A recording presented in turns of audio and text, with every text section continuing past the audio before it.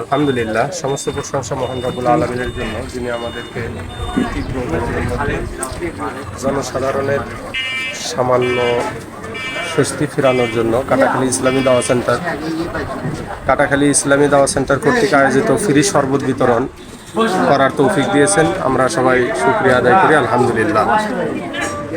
এবার আমরা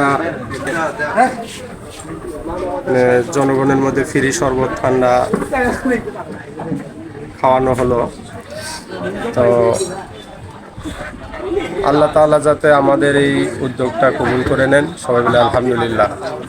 এবং আমরা সবাই দোয়া করি যেন আল্লাহ তাআলা এই প্রচণ্ড গরম এটা কমিয়ে স্বস্তির বৃষ্টি দান করেন, আমরা যাতে সবাই শান্তিতে থাকতে পারি। আমরা যেন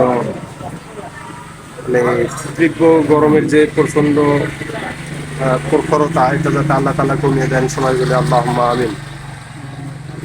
আল্লাহ তাআলা যেন আমাদের এই কাটাখালী ইসলামী দাওয়া সেন্টারকে সফলতা দান করে, এই বলে এই আশাবাদ ব্যক্ত করে আমি আমার কথা বলা শেষ করছি এবং আজকের এই ফ্রি শরবত বিতরণের অনুষ্ঠানের সমাপনী ঘোষণা করছি। সবাইকে ধন্যবাদ, সবাই দোয়া করবেন। আসসালামু আলাইকুম ওয়া রাহমাতুল্লাহি ওয়া বারাকাতুহু।